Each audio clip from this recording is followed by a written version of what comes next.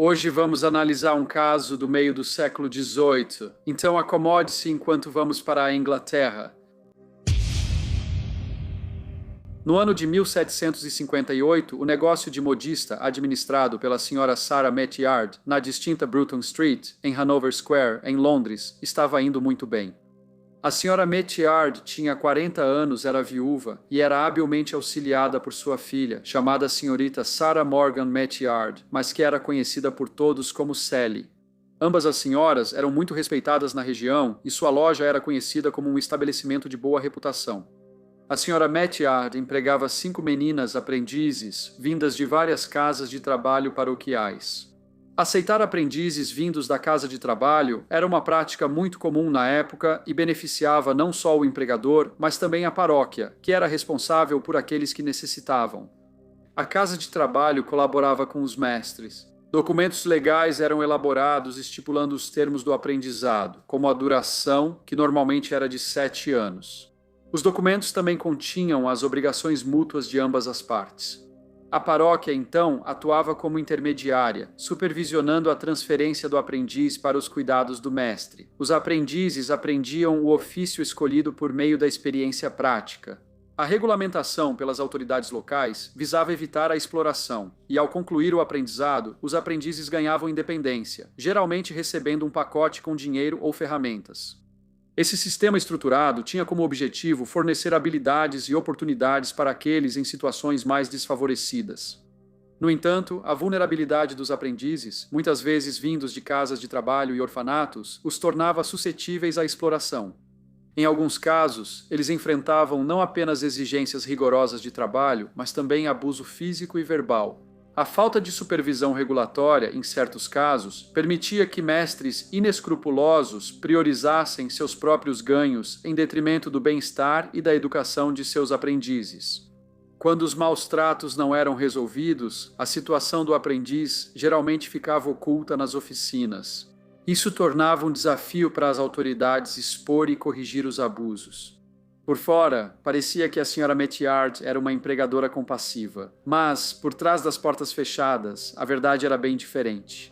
Na verdade, ela era uma mulher cruel, egoísta e insensível, cuja única preocupação era consigo mesma e com sua filha. Uma das jovens aprendizes se chamava Anne Naylor, que junto com sua irmã trabalhava para a senhora Meteyard. Anne tinha 13 anos e era conhecida por ser uma garota bastante doente. Devido à sua constituição frágil, ela não conseguia acompanhar o ritmo de trabalho das outras aprendizes. Essa vulnerabilidade a tornou alvo da mulher brutal a quem servia. A senhora Meteyard frequentemente punia Anne pela lentidão em seu trabalho e às vezes a confinava em um quarto no andar de cima da casa. Lá, ela recebia apenas uma alimentação escassa na forma de um pequeno pedaço de pão e um pouco de água por dia. Os atos de crueldade perpetrados contra essa pobre garota tornaram-se tão insuportáveis que, eventualmente, Anne decidiu fugir da oficina, logo cedo. Certa manhã, ela se levantou, saiu do quarto que dividia com as outras aprendizes, desceu as escadas e abriu silenciosamente a porta da frente, indo diretamente para a Bruton Street. No entanto, a simplicidade do plano dela escondia sua impraticidade, pois ela não tinha dinheiro e não tinha para onde ir. A dura realidade a aguardava nas ruas frias e implacáveis. Ela buscou refúgio com o entregador de leite, o Sr. Brown, e implorou por proteção contra o perigo que enfrentaria se voltasse para a propriedade da Sra. Meteyard. Infelizmente, o Sr. Brown tinha seu próprio trabalho para cuidar, mas sem a ajuda dele. Isso significava que o único lugar onde ela podia buscar ajuda eram as paredes familiares, porém pouco acolhedoras, da asilo. No entanto, em 1758, as paróquias frequentemente ignoravam os maus tratos a um aprendiz. Isso se devia a recursos limitados, à falta de fundos das paróquias, além de uma aceitação geral das condições frequentemente duras que os aprendizes enfrentavam. Isso resultava em uma relutância em intervir nos assuntos entre mestre e aprendiz. A fuga passageira de Anne provou ser de curta duração, pois a senhorita Sally Meteyard a perseguiu implacavelmente, trazendo-a de volta para a oficina de chapelaria na Hanover Square. A raiva da senhora Meteyard pela saída inesperada de Anne alimentou um tratamento ainda mais brutal quando ela retornou. Com Anne novamente confinada a um quarto no segundo andar, a senhorita Sally Matyard a agarrou pelo pescoço e a jogou na cama. Ela foi amarrada e espancada cruelmente com o cabo de uma vassoura. Subsequentemente, Anne foi levada para outro quarto, onde uma corda foi firmemente enrolada em sua cintura e suas mãos foram amarradas atrás dela. Ela foi presa à porta de uma forma que impedia qualquer possibilidade de sentar ou deitar. Essa situação angustiante persistiu por 3 dias consecutivos, embora a senhorita Matyard permitisse que ela se recolhesse à cama nos horários habituais da noite. No entanto, ela foi privada de qualquer alimento por 3 dias e 2 noites, e por causa disso, a garota, que já estava fraca, ficou ainda mais debilitada. Sua força diminuiu a tal ponto que ela já não conseguia mais subir as escadas. Em vez disso, ela passou a rastejar até o sótão. Enquanto ela permanecia amarrada no segundo andar, os outros aprendizes foram designados para trabalhar em uma sala adjacente. Eles presenciavam seu sofrimento e ouviam seus gritos. Infelizmente, eles estavam proibidos de oferecer qualquer ajuda a ela, pois a senhora Matyard os ameaçava com o mesmo castigo caso tentassem ajudar. No 4º dia desse tratamento brutal, a fala de Anne começou a vacilar e, gradualmente, suas palavras e gritos cessaram abruptamente. Seu corpo, antes animado, agora pendia, mole, quase como uma marionete, suspenso pelas cordas presas à porta. Percebendo que algo estava errado, as outras meninas gritaram urgentemente. Senhorita Sally, Anne não está se mexendo, senhorita Sally. Matyard então correu escada acima e disse em um tom severo: se ela não se mexer, eu vou fazê-la se mexer. Ela cruelmente bateu na cabeça da jovem com o salto do sapato. No entanto, Anne não reagiu. Então, agora um pouco preocupada, a jovem senhorita Matyard chamou por sua mãe. A senhora Sarah Matyard subiu as escadas e ordenou que cortassem as cordas que haviam sido usadas para prender a jovem aprendiz. Anne foi então colocada sobre o colo da senhora Matyard e ela instruiu uma das outras meninas a procurar um frasco contendo gotas de chifre de cervo. Gotas de chifre de cervo, ou amoníaco de padeiro, eram usadas na época principalmente na panificação, mas seu cheiro forte fazia com que às vezes fossem usadas de forma semelhante ao sal de cheiro. Quando a menina trouxe as gotas, ela e as outras aprendizes foram mandadas descer as escadas. A senhora Matyard e sua filha, então, convencidas de que o alvo de sua barbaridade estava morto, levaram o corpo para o sótão. Sabendo que sua crueldade havia causado essa morte trágica, elas tentaram elaborar um plano para esconder seus atos perversos. Mais tarde, elas desceram e informaram as outras meninas que Anne teve um ataque, mas agora estava completamente recuperada. Acrescentaram que ela estava trancada no sótão para que não pudesse fugir novamente. Para dar um ar de plausibilidade à história, ao meio-dia, senhorita Sally Matyard levou um prato de carne para o andar de cima, dizendo que era para o almoço de Anna. No dia seguinte, elas trancaram o corpo em um baú e no 4º dia após o assassinato, colocaram seu plano em ação. Elas deixaram a porta do sótão aberta e a porta da rua entreaberta. Um dos aprendizes foi então instruído a chamar Anna para descer para o jantar e dizer a ela que, se prometesse se comportar bem no futuro, não seria mais confinada ao sótão. A jovem aprendiz fez como lhe foi instruído, mas quando desceu, disse à senhora Matyard que Anna não estava lá e não podia ser vista em lugar nenhum. Uma busca foi ordenada, mas depois que os 4 aprendizes procuraram em todos os cantos da casa, a jovem não foi encontrada. A senhora Matyard então anunciou que Anna sempre teve uma natureza rebelde e devia ter fugido novamente. Os aprendizes foram instruídos a não falar mais sobre isso. A irmã da falecida, que servia sob a mesma patroa cruel, confidenciou a um hóspede da casa que acreditava que sua irmã havia tido um fim prematuro, apontando que parecia improvável que ela simplesmente tivesse ido embora, especialmente considerando que alguns de seus pertences ainda estavam no sótão. Ao saber das suspeitas da garota, os algozes sem coração, com a intenção de evitar serem descobertos, a submeteram impiedosamente à mesma manipulação e crueldade, perpetuando um ciclo de abuso. Para esconder seus segredos sombrios, o corpo da jovem Anne Naylor foi colocado em um baú, trancado no sótão, mas a senhora Matyard sabia que ele não poderia ficar lá indefinidamente.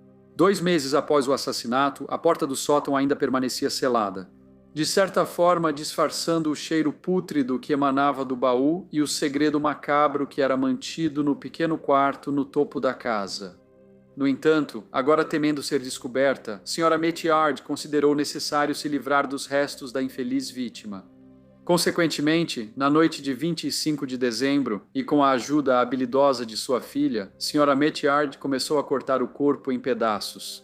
A cabeça e o tronco foram embrulhados juntos em um pano, enquanto os membros, com exceção de uma mão, foram enrolados em outro, destinados ao descarte por queima. Assim que o aprendiz se recolheu para a noite, a Sra. Metiard colocou a mão no fogo, dizendo as palavras: "O fogo não deixa rastros." Inicialmente, ela pretendia se desfazer completamente dos restos da infeliz garota, queimando-os no fogo. Mas reconsiderou, pois temia que o odor que isso causaria pudesse atrair atenção indesejada. Em vez disso, ela mudou seu plano e, na mesma noite, acompanhada por sua filha, levou os restos do corpo embrulhados até o bueiro em Chick Lane. O plano dela era lançar os pedaços do corpo por cima do muro, no esgoto comum. No entanto, ela encontrou dificuldade em fazer isso e acabou deixando-os em embrulhos no meio da lama e da água que haviam se acumulado diante da grade em frente ao esgoto. Esse não era o melhor lugar para deixá-los, e eles foram rapidamente descobertos quando, por volta da meia-noite, um vigia tropeçou nos fragmentos e prontamente alertou o policial. Buscando orientação, o guarda procurou um dos supervisores da paróquia, que providenciou para que os restos da pobre jovem fossem recolhidos e levados para o posto de guarda. No dia seguinte, a notícia da descoberta chegou ao Sr. Umfraville, o legista local. Ao examinar as evidências apresentadas pelo vigia e pelo policial, ele supôs que eram os restos mortais de um cadáver que havia sido retirado do cemitério para fins médicos. Consequentemente, o Sr. Umfraville decidiu não convocar um júri para investigar mais a fundo a descoberta misteriosa. Parecia que a Sra. Sarah Metiard e sua filha haviam escapado impunes de um assassinato. Levou 4 anos para que a verdade horrenda desses assassinatos viesse à tona, e a revelação aconteceu de uma forma que ninguém esperava. A mãe e a filha estavam envolvidas em conflitos constantes. Apesar de Sra. Sally Metiard já ser maior de idade, ela também começou a sofrer espancamentos regulares e tratamento severo por parte de sua mãe. Frustrada e provocada, ela começou a fazer ameaças, às vezes falando sobre se machucar e outras vezes insinuando que iria expor a mulher idosa como assassina. Por fim, a notícia do caso sinistro chegou aos supervisores da paróquia de Tottenham, e isso levou à prisão e confinamento de mãe e filha, que então foram colocadas nos assustadores dependências da prisão de Newgate. Na quarta-feira, 14 de julho de 1762, a Sra. Sarah e a Sra. Sally Metiard foram acusadas pelo assassinato intencional e malicioso da Sra. Anna Naylor, ao agredi-la, espancá-la, machucá-la e deixá-la morrer de fome. Enquanto aguardavam na prisão de Newgate, a intensa hostilidade entre a aflita mãe e a filha atingiu tal nível, com constantes acusações e culpas mútuas, que as autoridades tiveram que mantê-las separadas. A filha recebeu uma cela na ala do Press Yard, com direito a serviçais, enquanto a mãe foi colocada no lado oposto da prisão. Após a prisão, a Sra. Metiard não foi imediatamente interrogada pelas autoridades. Mesmo assim, ela afirmava veementemente sua inocência para quem quisesse ouvir e demonstrava disposição para confirmá-la sob juramento. No entanto, ela foi informada de que tal confirmação não poderia ser aceita e foi orientada a aguardar o início do julgamento. Quando o padre conversou com sua filha, ficou claro que ela estava muito angustiada e contou sobre seus medos e ansiedades. Antes do julgamento, ela confessou abertamente a culpa de sua mãe, explicando que seu próprio papel não passava de saber sobre o terrível crime, mas esconder o delito. Ela disse que via isso como seu dever para com a mãe. Contou ao padre que, na época em que isso aconteceu, era jovem e dominada pela mãe. Ela disse que não tinha amigos e conhecia pouco da vida fora dos limites da oficina e da região ao redor da Bruton Street. Porém, no julgamento, as testemunhas confirmaram que Sally Metiard participou das agressões, espancamentos, amarrações e de deixar a menina morrer de fome. Uma das testemunhas foi a senhorita Philadelphia Dowley, que tinha 14 anos em 1758 quando o crime ocorreu, e era aprendiz na casa da senhora Metiard. Ela relatou ao tribunal uma história angustiante sobre o tratamento da senhorita Anne Naylor. Quando questionada sobre o dia em que a jovem fugiu, ela disse que a filha a recebeu do leiteiro e a puxou escada acima. Ela foi levada ao quarto e espancada com cabo de vassoura. Eu estava no quarto, a mãe estava presente e segurou a garota pela cabeça enquanto a filha a espancava. Depois, ela foi levada ao andar de cima e amarrada na porta do quarto dos fundos pela filha. A corda foi amarrada em volta da cintura dela e suas mãos foram presas atrás das costas. Ela não podia nem sentar nem deitar. Senhorita Dowley continuou confirmando que Anne foi privada de comida e água e que os aprendizes foram proibidos de ajudá-la. Sr. Brown, o leiteiro, foi outra testemunha. Ele disse ao tribunal que já havia entregado leite na casa dos Meteyard. Ele disse que se lembrava de um incidente por volta de outubro de 1758, quando Anne Naylor correu até ele na rua e implorou para que a ajudasse, pois temia morrer de fome se continuasse mais tempo na oficina. O Sr. Brown disse isso. Ele disse a ela que tinha certeza de que ela não passaria fome, mas a menina explicou que não comia há alguns dias. Ele disse que ficou pensando no que fazer. A filha e a mãe apareceram de repente, pedindo para ele impedir que a menina fugisse. A senhorita Sally Meteyard a agarrou, puxou de volta para dentro e fechou a porta imediatamente. Quando a senhorita Sally Meteyard falou no tribunal, ela contou como sua mãe dominava a casa, governando com um reinado de terror. Ela disse que na noite anterior ao infeliz incidente, implorou a mãe para permitir que Anne jantasse, mas a mãe disse que a garota não deveria comer nada. Ela então lhe disse que ela mesma vivia na preguiça e, obviamente, também queria que as aprendizes vivessem assim. O julgamento terminou no sábado, dia 17 de julho. A senhora Meteyard e sua filha foram consideradas culpadas pelo assassinato de Anne Naylor e ambas foram condenadas à morte, que ocorreria 2 dias depois, em 19 de julho. A execução serviria como uma conclusão macabra ao reinado de terror dos Meteyard e como um aviso para qualquer um que maltratasse seus aprendizes.